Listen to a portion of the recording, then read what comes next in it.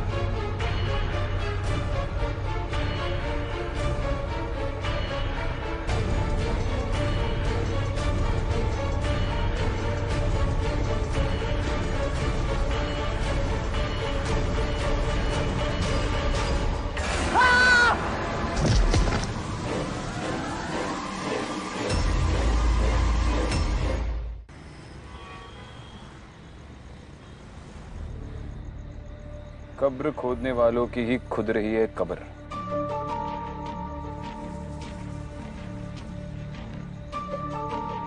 कब्रिस्तान में कब्र खोदने वाले को कोई क्यों मारेगा, वो भी इतनी बेरहमी से। तुमने गौर किया? उसे मारकर कब्र में फेंक दिया, लेकिन ऊपर से किसी ने मिट्टी नहीं डाली। इसका मतलब जिसने भी ये किया है वो चाहता है कि ये कत्ल लोगों की नजर में आए। ये कम्युनल झगड़ा भी हो सकता है। सुरेश सर भी कह रहे थे उस कम्युनिटी के लोग काफी घबराए हुए।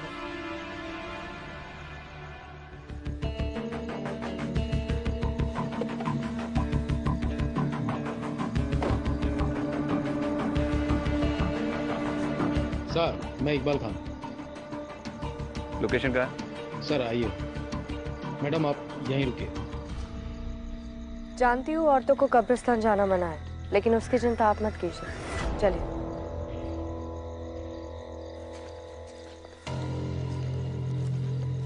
सर यही जगह है।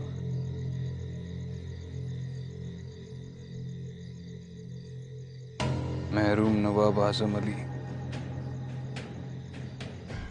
विक्टिम का नाम? आकिब गुलाम सर। कोई आई विटनेस? जी नहीं मैडम। आपने विक्टिम की फैमिली को इन्फॉर्म किया? जी हाँ मैडम, पर कुछ खास पता नहीं चला। एक काम करो, इस कब्रिस्तान का रजिस्टर होगा ना, वो रजिस्टर और यहाँ के सारे रिकॉर्ड्स पुलिस स्टेशन पे भिजवा दो। जी सर। और विक्टिम की इमीडिएट फैमिली को भी बुलाओ, मुझे उनसे बात करनी है। जी मैडम।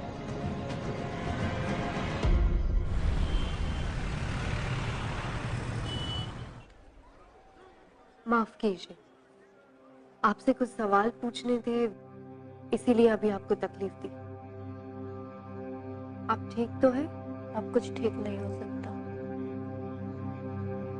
एक बेटी है हमारी, हर वक्त पूछती रहती है अब्बू कहाँ, अब्बू कब आएंगे। मना किया था हमने, कब्रिस्तान का काम मत करो, कोई और नौकरी भी तो ढूंढ सकते हो। कहते थे खुदा का दिया वक्त ठुकराते नहीं। आकिब ने कब्रिस्तान की नौकरी कब से शुरू की थी? 3-4 हफ्ते पहले। और इन 3-4 हफ्तों के दौरान आपकी उससे कितनी बार बात हुई होगी? 1-2 बार बात हुई थी, पूछने पे बोलते थे सब सलामत, पर नहीं। हम जानते उनकी आवाज में एक अजीब सी घबराहट थी। सब कहते हैं उस कब्रिस्तान में शैतान का साया, ये सब उसी का किया हुआ है। ठीक है, आप जा सकती हैं। अगर दोबारा जरूरत पड़ी तो बुलाएगी।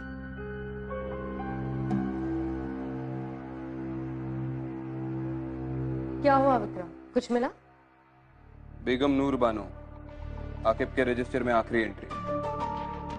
समझ में नहीं आ रहा है इन्वेस्टिगेटिंग टीम ने इतना बड़ा लीड इग्नोर कैसे कर लिया। सिर्फ नाम लिखा है, बाकी के सारे कॉलम्स ब्लैंक हैं। पर ये बेगम नूर बानो है कौन? उसके घर का पता चल गया।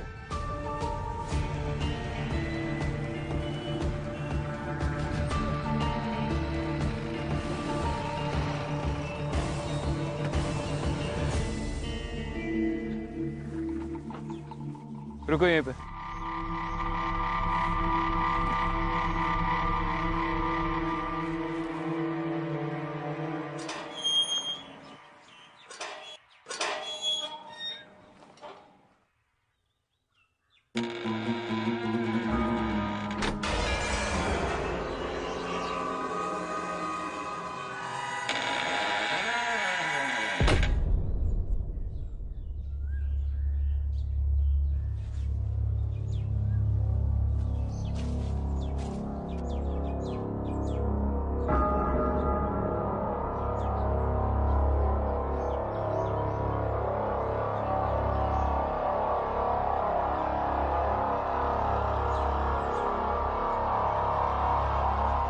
आप कौन? हमारी छोड़िए, आप बताइए कि आप कौन? पुलिस। एक इन्वेस्टिगेशन के सिलसिले में यहाँ पर आए हैं। आप अंदर नहीं जा सकते। अच्छा, आप रोकेंगे पुलिस को? नाम क्या है तुम्हारा? नासिर। ये हवेली किसकी है? हमारे नवाब साहब की। वो है अंदर? नवाब साहब को गुजरे हुए जमाना हो गया है। हम नवाब साहब के खानदानी मुलाजिम हैं। नवाब साहब के गुजरने के बाद हम बेगम नूर की खिदमत में लगे हुए हैं। बेगम साहिबा ने खास हिदायत दे रखी है कि कोई उन्हें परेशान ना करे, और वो खुद भी बाहर नहीं निकलती है। आपके नवाब साहब का नाम क्या था? मरहूम नवाब आजिम अली। और आपकी बेगम नूर बाहर नहीं निकलती, मतलब कब से वो हवेली के अंदर ही रहती है? ये आज की बात नहीं है। नवाब साहब के गुजरने के बाद बेगम साहिबा ने अपने आप को हवेली में बंद कर लिया। पिछले 3 महीनों से उनको किसी ने नहीं देखा है। मैं हर रोज दोनों वक्त का खाना दरवाजे पर रख देता हूँ। वो तो खुदा का शुक्र है कि वो खाना खा लेती है। तो पिछले 3 महीनों में आप बेगम साहिबा से बिल्कुल मुखातिब नहीं हुए? बेगम साहिबा की आदत थी, वो इससे पहले भी 3-4 बार ऐसा कर चुकी है। वो अपने आप को कमरे में बंद कर लिया करती थी। शुरू में तो हमको भी बड़ा अजीब सा लगता था। डर लगता था कहीं बेगम साहिबा को कुछ हो ना गया हो। और हमें उनसे मिलना हो तो? मैंने कहा ना साहब, उनसे कोई नहीं मिल सकता। यही बेगम साहिबा का फरमान है।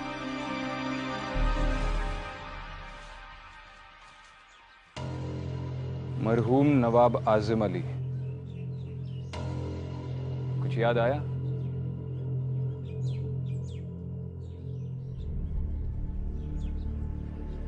इस इमारत के हश्र को देखकर समझ में आता है इसकी नींव कितनी मजबूत होगी।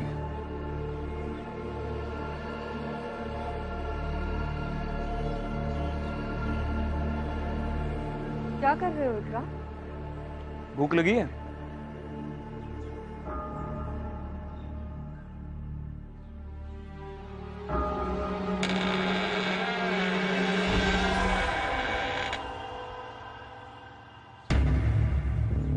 चलो।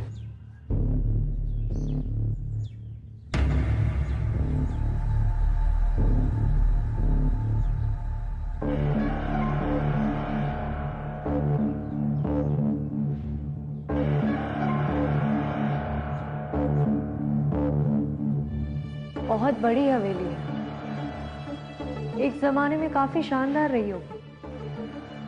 इसकी हालत देखकर लगता नहीं है यहाँ पर कोई रहता होगा।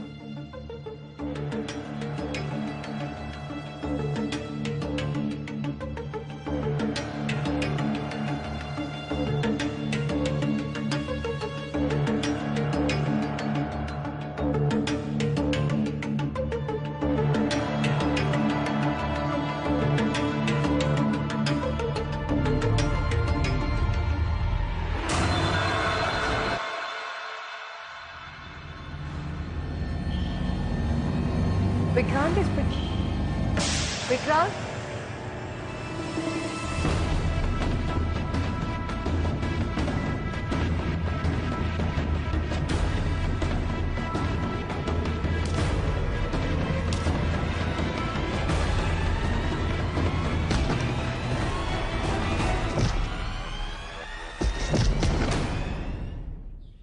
छोड़ दिया साहब, मैंने छोड़ दिया साहब। क्यों बे, सिर्फ खाना चुराने आया था और भी कोई प्लान था तेरा?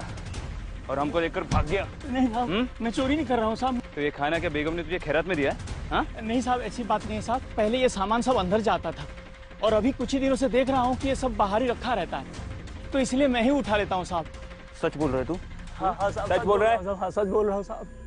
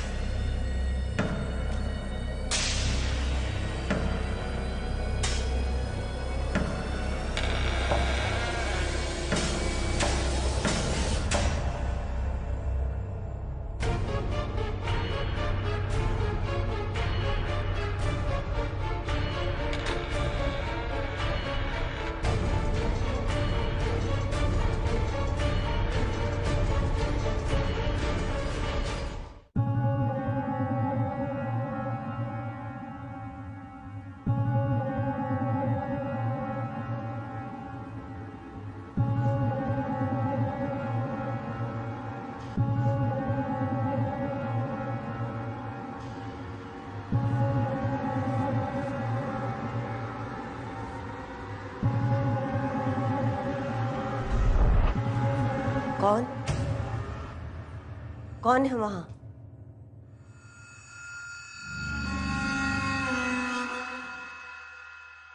तुम अंदर कैसे आई? आई एम सॉरी पर मैं एएसपी अदिति शर्मा हूँ, मुंबई पुलिस। आप बेगम नूर बानो है ना?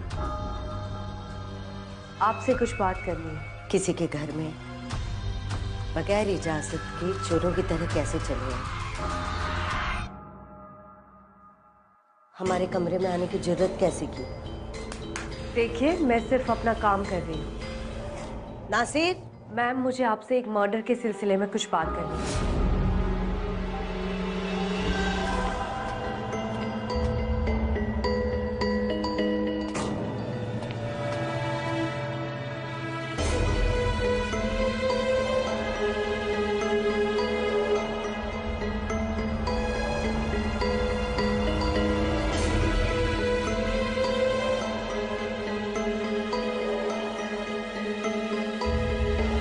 हमें अपने शौहर के पास जाना। शौहर? नहीं, मैं तो आपसे ये पूछने आई थी कि उस कब्रिस्तान में। अदिति,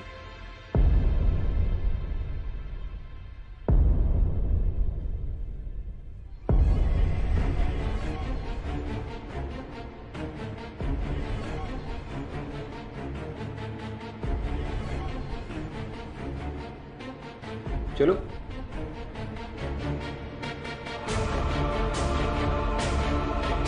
हाँ?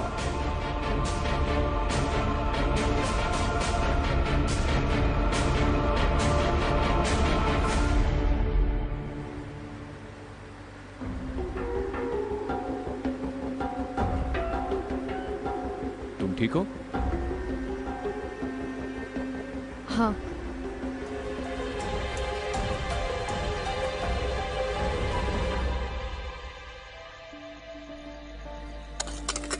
यार जिंदगी है यार, रोज रोज एक ही काम। इससे अच्छा तो मैं मर जाऊं।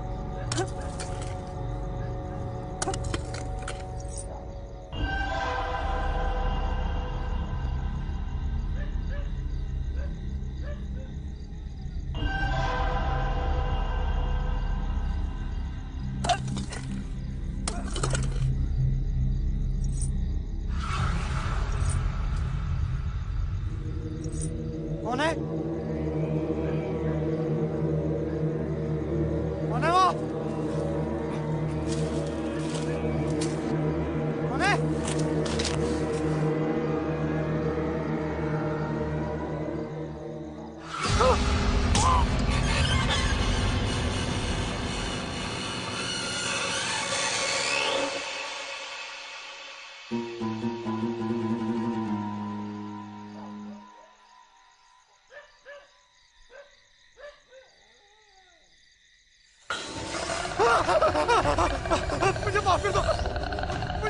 हमें अपने शौहर के पास जाना है।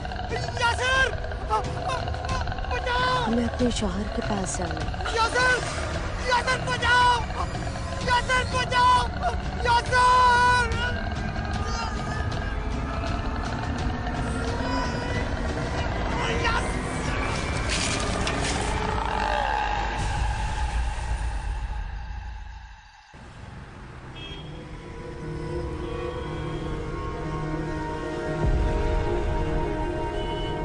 इतने लोग कब्रिस्तान में मारे जा रहे हैं सर। आप लोग क्या कर रहे हैं? आप कुछ भी नहीं कर पा रहे हैं, ऐसा क्यों सर? कुछ नहीं होता आप लोगों से, बस हाथ पे हाथ रख के बैठे रहिए। तुम सही कह रहे हो। अरे कांस्टेबल, इन्हें पानी पिलाओ, ठंडा करो इन्हें, गर्मी बहुत बढ़ गई है इनमें। क्या बात है, क्यों गला फाड़ रहे हो? सब वो शाकिब मेरा भाई था। आगे बोलो। सब उस रात को जब मैं उसके लिए खाना लेके गया, जैसे मैं दरवाजे के पास पहुंचा तो उसके चिल्लाने की आवाज आ रही थी। ऐसा लगा जैसे वो किसी से माफी मांग रहा है। मैंने आसपास बहुत ढूंढने की कोशिश करी, लेकिन सब वहां पे कोई था नहीं। आखिर कब तक ऐसे कब्रिस्तान में लोग मरते रहेंगे साहब? हमें जवाब चाहिए। सही वक्त आने पर सारे जवाब मिल जाएंगे। अभी तुम लोग घर जाओ। मेरे ख्याल से ये सब कुछ बेगम नूर कर रही है। इसका मतलब दिन भर घर पे छुप कर बैठने वाली रात को बाहर निकलती है। विक्रांत, तुमने बताया था ना, उस गरीब आदमी ने कहा था कि पिछले कई दिनों से मुलाजिम का रखा खाना किसी ने नहीं उठाया और खाना खाए बिना कोई जिंदा नहीं रह सकता। तो इसका मतलब ये है कि वो मर गई है और उसकी आत्मा ये सब कुछ कर रही है। उस मुलाजिम ने भी कहा था कि बेगम नूर महीनों तक बाहर नहीं आती है, तो हो सकता है कि अकेलेपन में उसकी मौत हो गई हो और किसी को पता नहीं चला हो। और मेरे ख्याल से उसकी बॉडी अभी भी उसी हवेली में। अब इसका जवाब तो वो हवेली ही दे पाएगी। खाना खाया तुमने? नहीं, क्यों? नहीं, उस मुलाजिम ने खाना घर के बाहर तो रखा ही होगा, और अब तो वो चोर भी पकड़ा गया। अरे तुमने ही तो कहा खाने के बगैर कोई जिंदा नहीं रह सकता।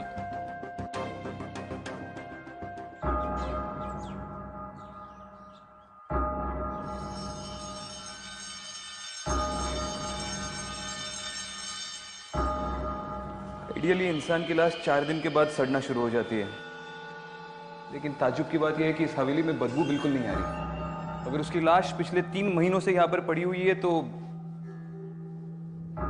बदबू जरूर आती। कोना कोना छान मारो and Aditi look for a stench.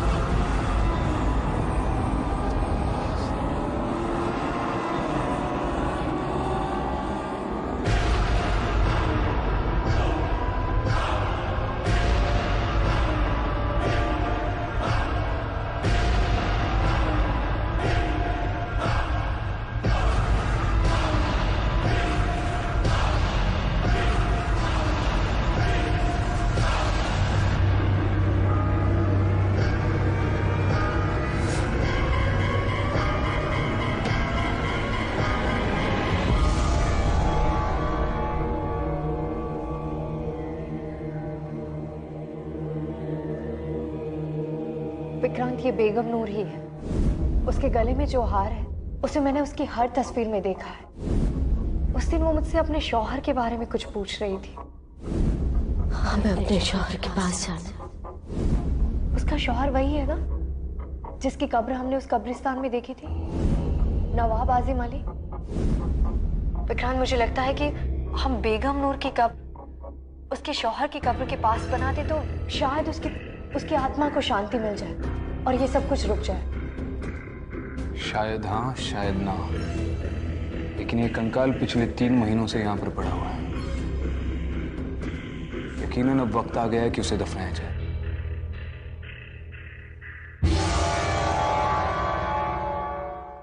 चलो, खुदा का लाख लाख शुक्र है कि अब अपने सर से मुसीबत हमेशा के लिए टल गई।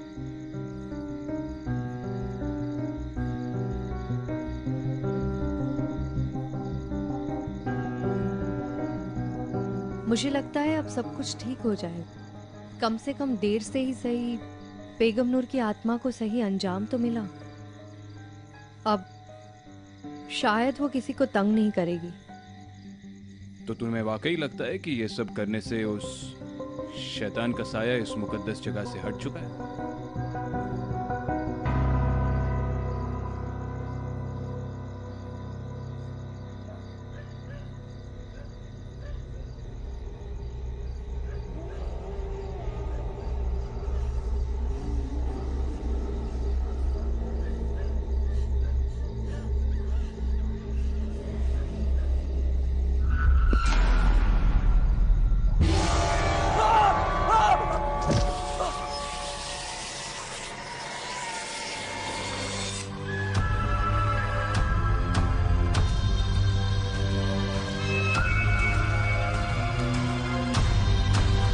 हमें अपने शौहर के पास जाना है।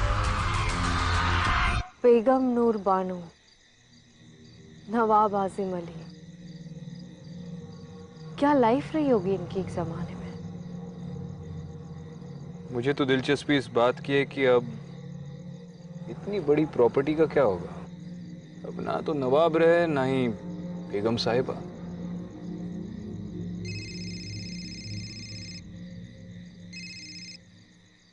हाँ यासर, क्या? अच्छा ठीक है, बाद में बात करता हूँ।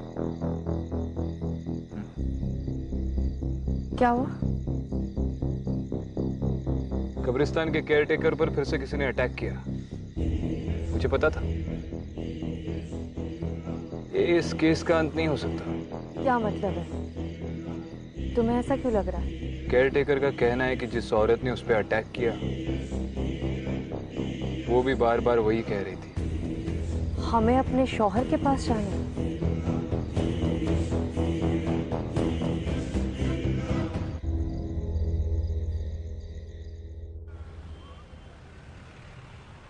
नवाब साहब बहुत ही इज्जतदार आदमी थे। लोगों का उनसे बहुत लगाव था। उनकी मौत कैसे हुई? तकरीबन 15 साल पहले उनके घर वालों ने उनकी गायब होने की रिपोर्ट लिखवाई थी। गायब होने की?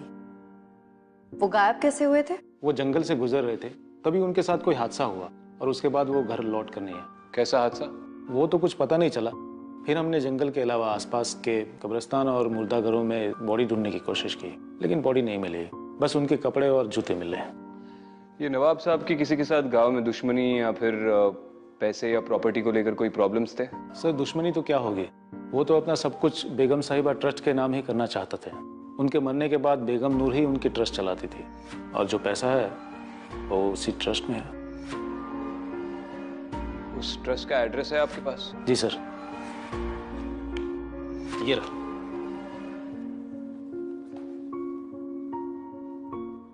ओल्ड भोपाल।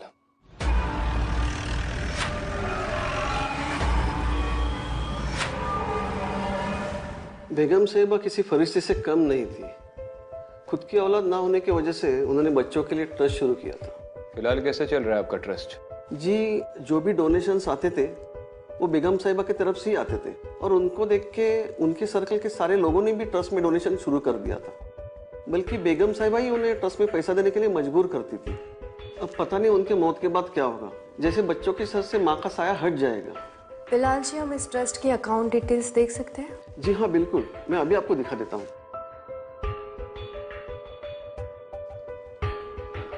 जी देखिए,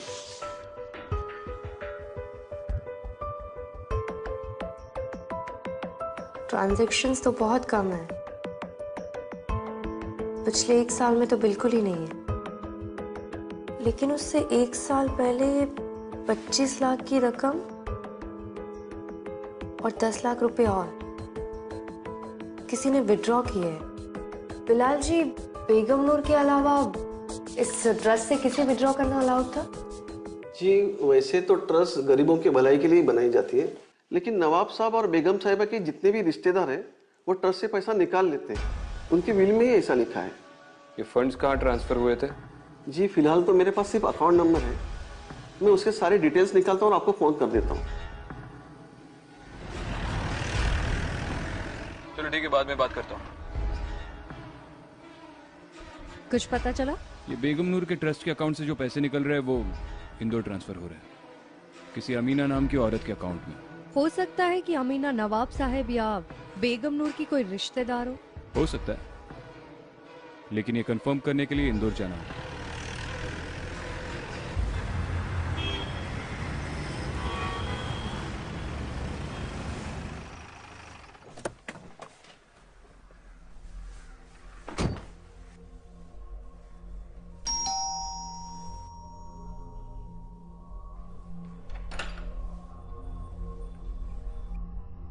जी बोलिए, आप कौन?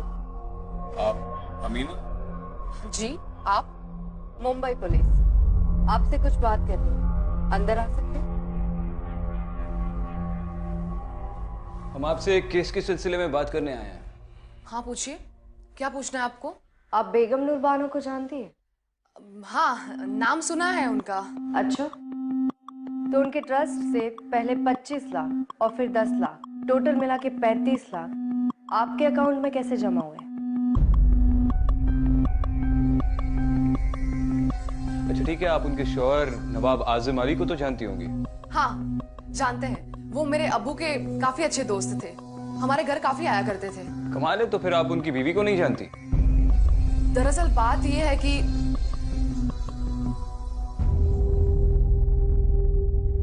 अमीना जी, इन तस्वीरों में आपके शौहर नहीं दिखाई दे रहे। आप यहाँ अपने बच्चों के साथ अकेली रहती हैं? जी वो बाहर गए हैं, मेरा मतलब है कि वो देश के बाहर काम करते हैं। बड़ा लंबा सफर तय करके आए हैं हम। जी? एक गिलास पानी मिलेगा?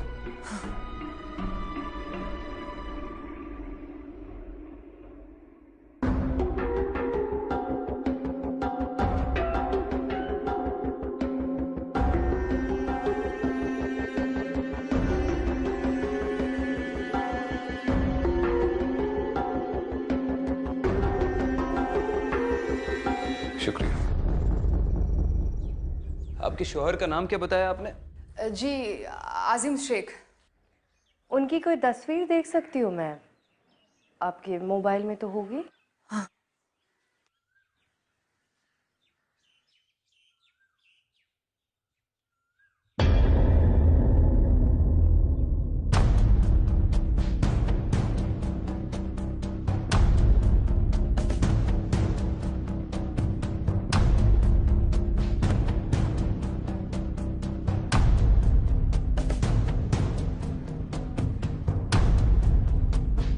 नवाब साहब? लेकिन आप लोग कौन हैं? अरे नवाब साहब आइए, बैठिए बैठिए, आप ही का घर है, आइए आइए।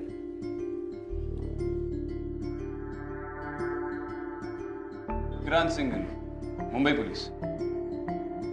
अमीना जी, आपने बताया नहीं कि आपने अपने अब्बू के दोस्त के साथ शादी कर ली?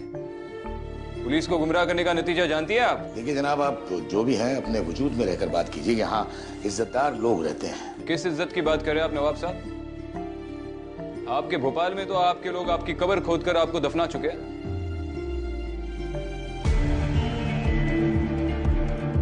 नवाब साहब, आपकी पहली बीवी बेगम नूर बानो आपको 15 साल से ढूंढ रही है और आप यहाँ पर? शर्म नहीं आती आपको? जरा सी भी इंसानियत नहीं है? मोहतरमा, दायरे में रहकर बात कीजिए।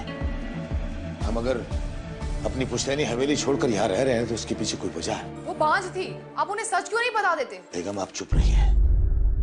माना कि नूर हमारी बेगम थी,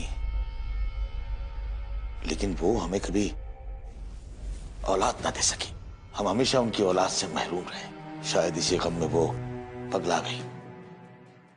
हमने सोचा धीरे धीरे सब ठीक हो जाएगा, लेकिन नहीं हो सका। जब पानी हद से गुजर गया, जब बात हद से बढ़ गई, तब हमने यह रास्ता अख्तियार किया। माना कि वो हमें कभी तकलीफ नहीं देती, ना हम उन्हें कभी तलाक देते, ना वो हमसे कभी तलाक मांगती।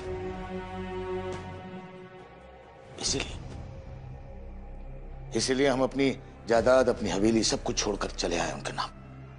उन्होंने वो हवेली नहीं छोड़ी, चुके उन्हें अंदेशा था कि उस पर कब्जा ना हो जाए। और आप ऐसी औरत की बात सुनकर चली आई। 3 महीने पहले उनकी मौत हो चुकी है। इन्ना लिल्लाहि व इन्ना इलैहि राजिऊन। और क्योंकि वो घर से बाहर नहीं निकलती थी, किसी को भी उनकी मौत की खबर नहीं हुई और उनका शरीर उसी हवेली में सड़ गया। या अल्लाह, इतनी दर्दनाक मौत। या अल्लाह, उन्हें जन्नत नसीब हो। वो तो उन्हें होगी। अब हम चले, दोबारा मुलाकात होगी।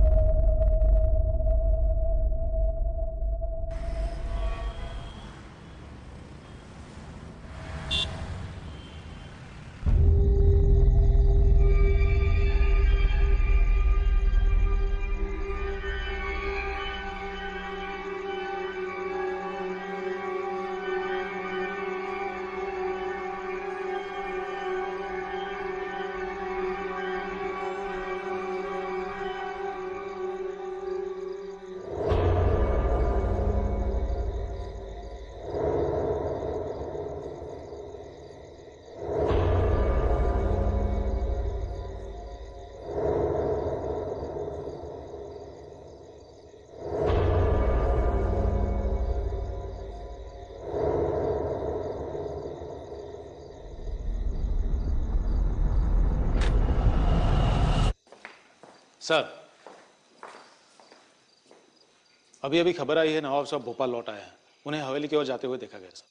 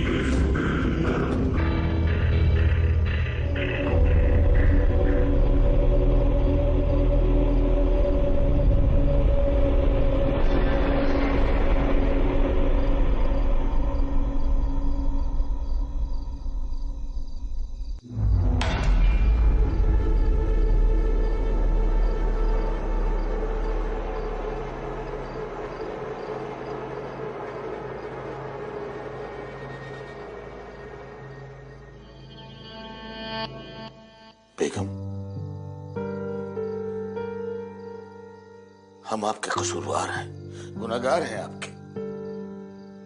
बखुदा, हमारा मकसद आपको तकलीफ देना नहीं था, लेकिन क्या करते, थक गए थे। हमने आपके साथ बहुत बुरा किया, हमें माफ कर दीजिएगा, माफ कर दीजिएगा।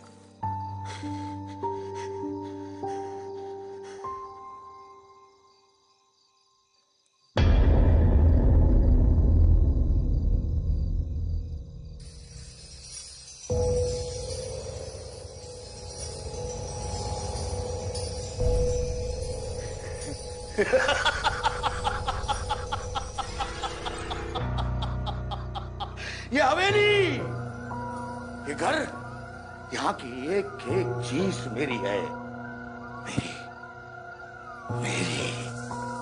अजीब बेवकूफ औरत थी तुम, खुद को 15 साल इस हवेली में बंद रखा। अच्छा हुआ कि हमने तुम्हें छोड़ दिया, वरना तुम तो हमें भी अपने साथ पागल कर देती। बेगम नूर, अरे अगर मरना ही था तो 15 साल क्यों? हमें हमारे ही घर से दूर रखा।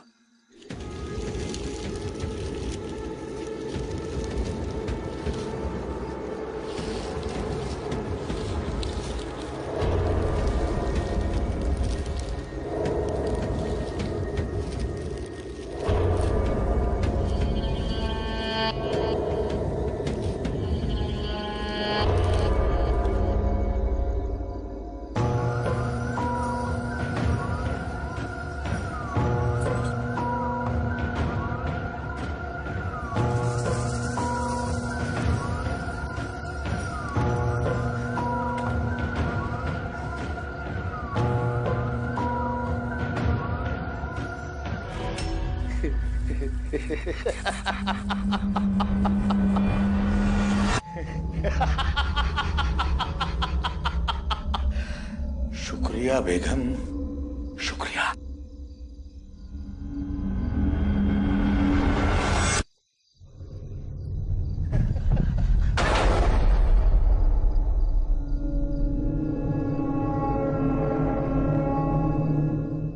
दरवाजा खोलो, दरवाजा खोलो।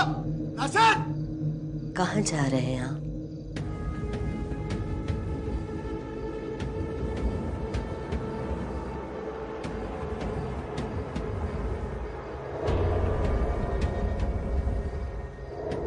नवाब साहब। बेगम, आप हयात हैं?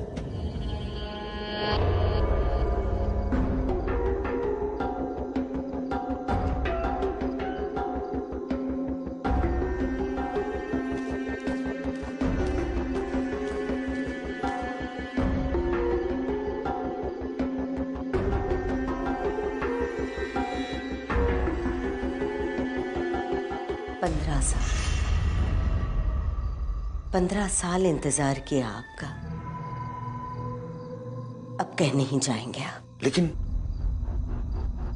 पुलिस वाले तो बोल रहे थे कि आप मर चुकी हैं। मौत की खबर तो आपकी भी सुनी थी। ये नहीं हो सकता, ये सब आपकी नौटंकी है। मैं सब पुलिस को खबर कर दूंगा अभी अभी।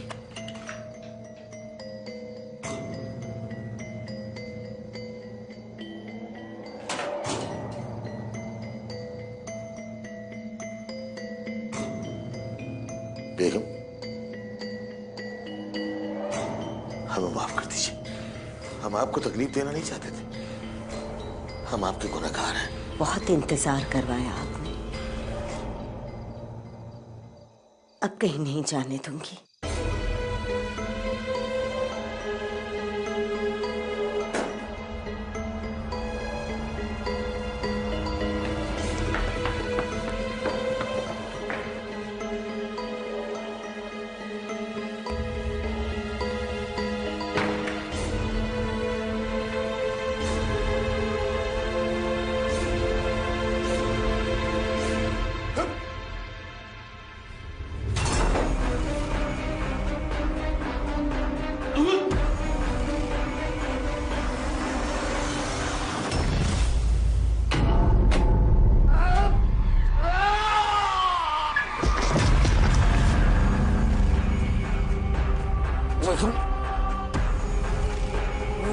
तुम्हारा गुनहगार। हम सब कुछ मैंने ऐसे के लिए किया।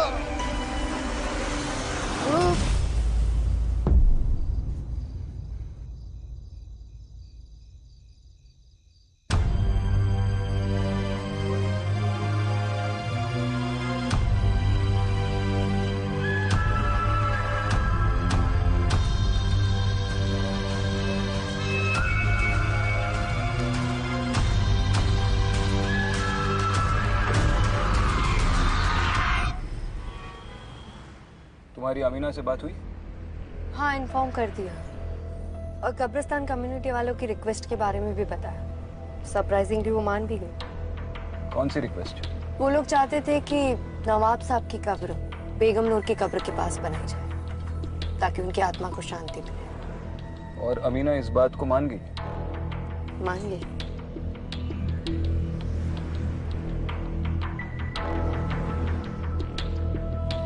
क्या सोच रही हो? यही कि नवाब साहब का सच जानने के बाद मुझे नहीं लगता है कि बेगम नूर उनकी कब्र के पास रहना चाहती है।